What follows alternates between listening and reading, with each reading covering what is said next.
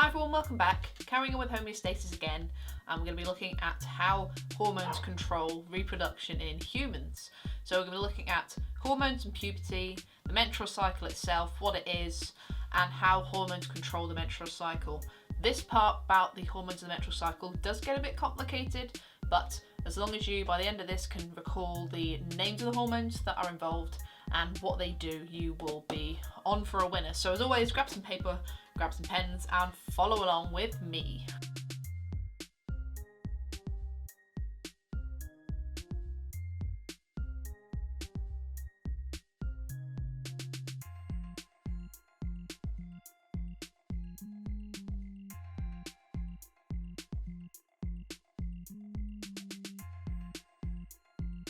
I'm going to start off by looking at hormones in human reproduction generally and puberty. So we need to be just talking generally about hormones in females and hormones in males. So in people that are born female, they do have both male and female sex hormones in them. So boys have estrogen as well as testosterone, and females have testosterone as well as estrogen. But in females, the amount of estrogen is much higher. So the two hormones that we're interested in females, it's estrogen, and estrogen is one of those strange biology words that has a silent letter in it. So I know you say it estrogen, but there's an O in there as well. So estrogen in females, and in males, as you might already know, is testosterone.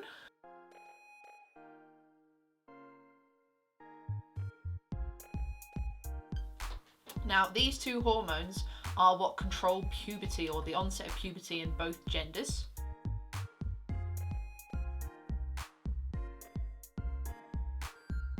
In females, estrogen is made in the ovaries, so that helps me remember O and O.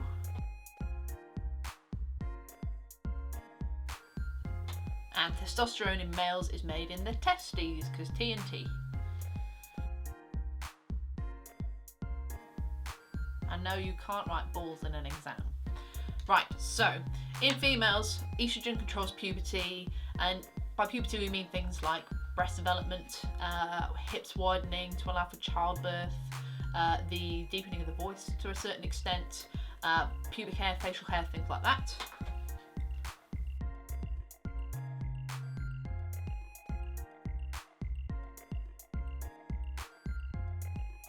And in males, main puberty changes would be things like voice deepening, penis and testes enlarging, growing facial hair, getting more muscle mass, things like that.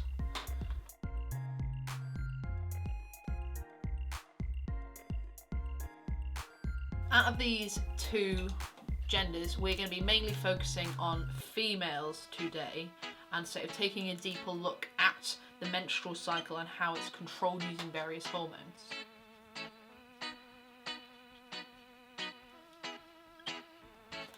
So make sure you've got these notes down for yourself for reference later, and then we're going to look at, in a bit more detail, the menstrual cycle itself.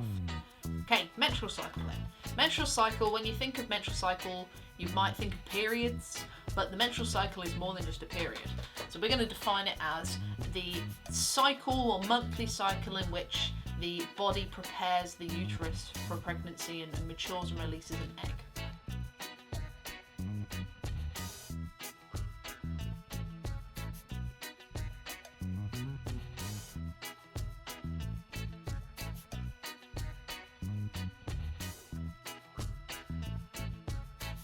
Right, let's break down the menstrual cycle into its main steps. You're not going to be expected to know them in full detail, but I think it's quite nice to get an idea of an overview, especially seeing as, sex ed may or may not be taught as well, brilliantly at your school. So here we go.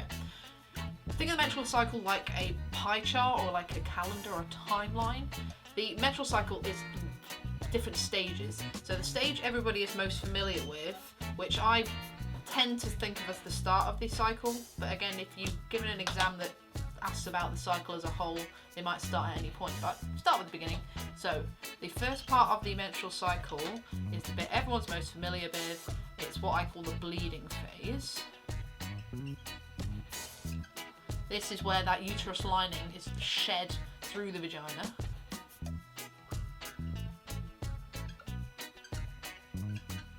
and depending on the person, it can take anywhere between 3 days to a week. But again, if any of you are watching and you're like, oh no, my periods are much longer or shorter than that, it's absolutely down to the individual. But if you're worried, just go and see your GP. Okay, so once that uterus lining has been shed, so you're not maintaining a nice thick baby preparation zone which uses a lot of energy, what your body's going to start doing is preparing a brand new baby incubation zone.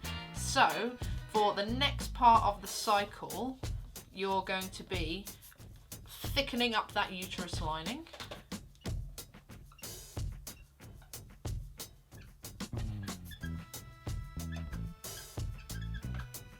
And you're also going to be maturing a new egg in one of your ovaries, ready for it to be released.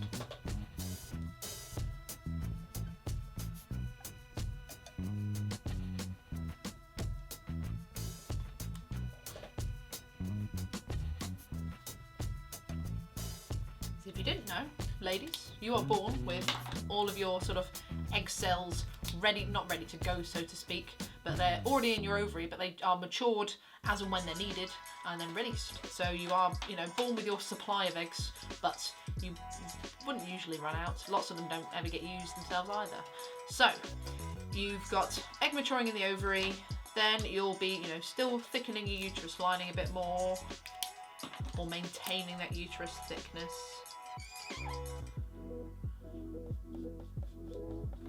Then around day 14, I know this isn't a scale, but around day 14, you have something that we call ovulation. This is where the egg is released from the ovary.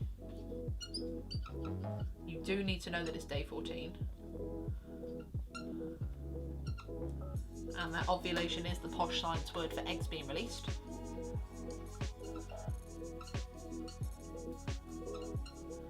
That egg's then going to travel down the oviduct, or the fallopian tube as you might know it, waiting for a sperm. So this next section here is just the uterus lining is kept nice and thick, and your body's sort of waiting around for pregnancy just in case there might be a baby, because that's apparently what our bodies are all too concerned with.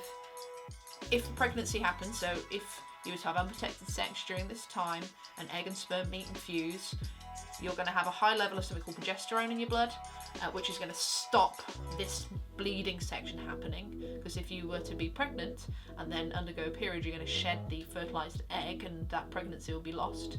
So here depends if there is fertilization.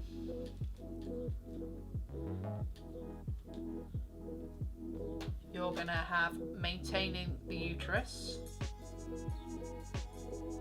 waiting for that embryo to implant, or if you've got no fertilization,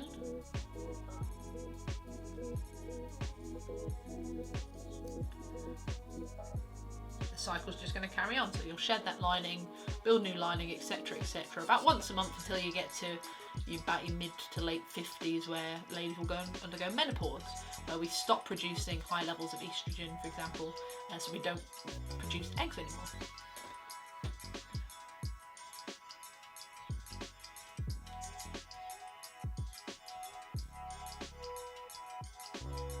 And then that, in a way, is the great circle of life. What we're going to look at now is the different hormones that control these various stages. As I said before, it does get a bit complicated, but bear with me, if you have to play the video a few times to get it, that's absolutely fine. But I would definitely recommend a brand new bit of paper, and if you like using colour, I'm going to be using 4 different colours, maybe 5. Okay, when I'm teaching this bit, when I, have a regular classroom of humans in front of me rather than this cold dead camera lens, what I do when I'm teaching this part is I get pupils to do what I call a say-see-do. So I'd pair them up with a partner, I would go through and do one step at a time of this process, and then get them to say it to a partner out loud, repeating from the start every time. And by the end of it, after we've run through about 5-6 times, you'll know the stuff at the beginning, hopefully like a script. and the stuff at the end is just what you need to work on. Obviously you can't do that now unless you've got a willing or unwilling victim at home to torment with the details of the menstrual cycle, but for now just make sure you get the diagram down. I'll try and go as slow as I can, you know, you can pause the video, but make sure you challenge yourself afterwards to turn your sheet of paper over and try and get as much down from memory as you can. Do that a few times until you can get most of it by memory, then leave it a couple of days and come back to it a couple of days later and see if you can still remember those fine details, because as I said, this is complicated and it could be something that comes up as a sort of 5 or 6 mark question, and it's easy marks.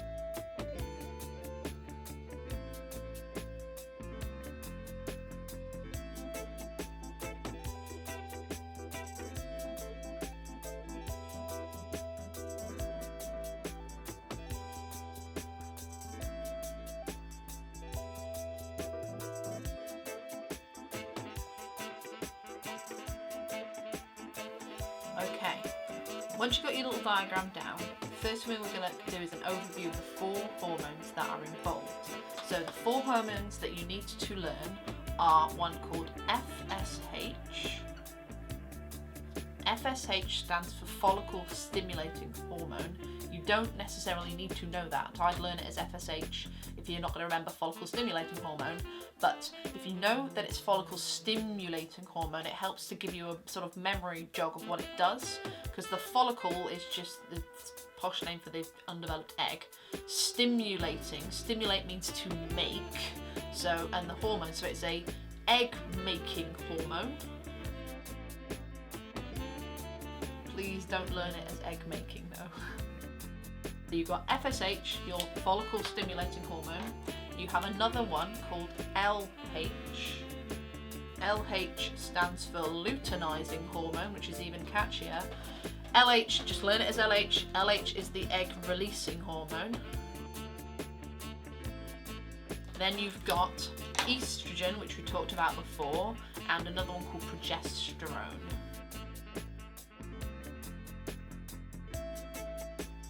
Last hormone is progesterone. Progesterone and estrogen have very similar jobs. Estrogen is about getting the uterus lining to start to thicken, as well as controlling other hormones. And progesterone is all about keeping the uterus lining thick if you become pregnant or if you have an egg that needs to implant or has implanted.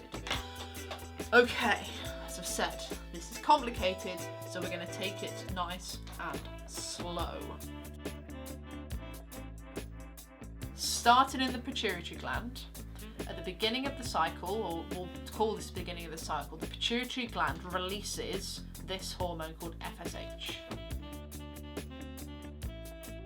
So this hormone, FSH, travels through your blood, and when it reaches the ovaries, it causes the ovaries to start kicking into action.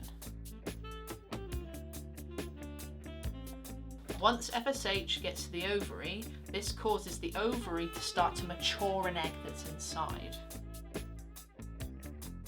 Here's a blown up view of our ovary. Here's a little immature egg. It will be nice and mature. When you've got high levels of FSH in your blood, this also triggers your ovary to start producing estrogen.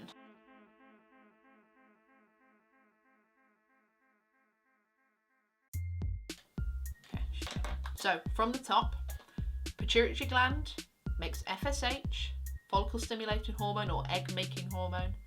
This acts on your ovary and causes an egg to mature inside the ovary.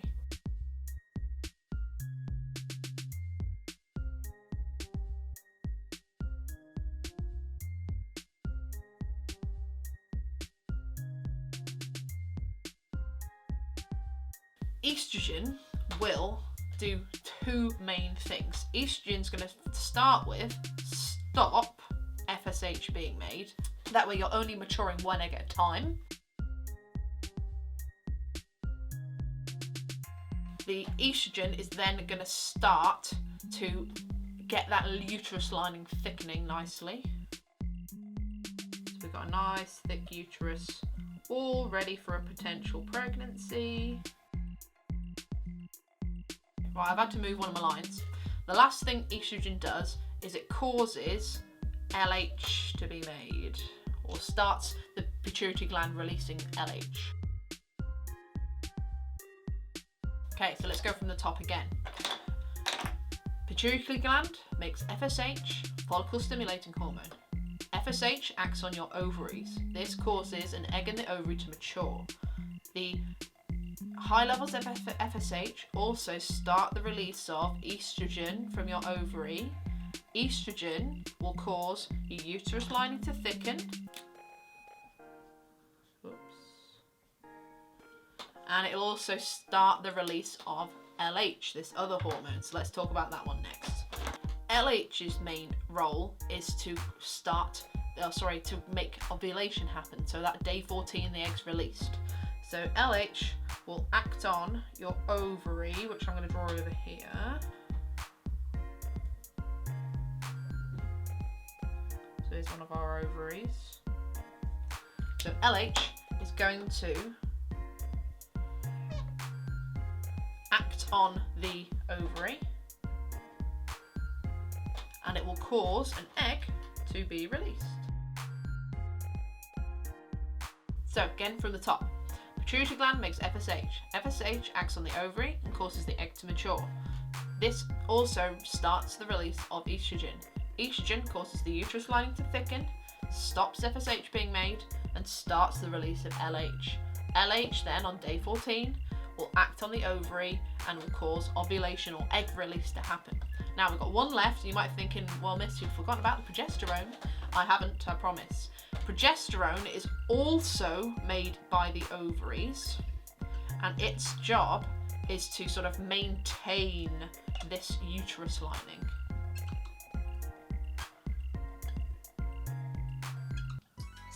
High levels of progesterone will also stop FSH and LH being made. Oh god, here we go. Whee.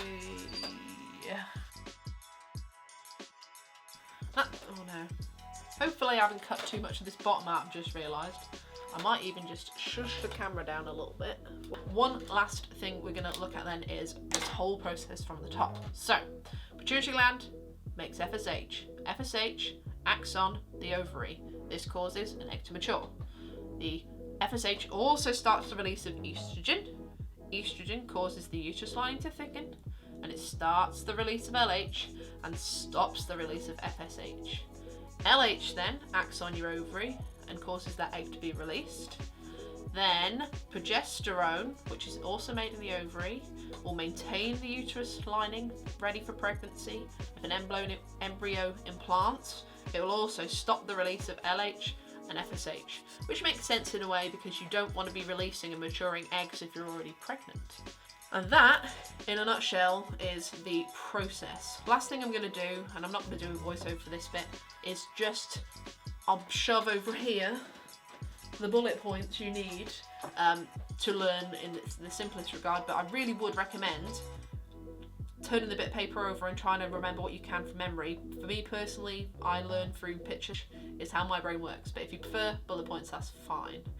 And we will leave it there for today as well. So next time I see you, we'll start to have another look at these different hormones and how we use them to either stop pregnancy happening, so looking at the pill, or to make pregnancy happen more through IVF and things like that.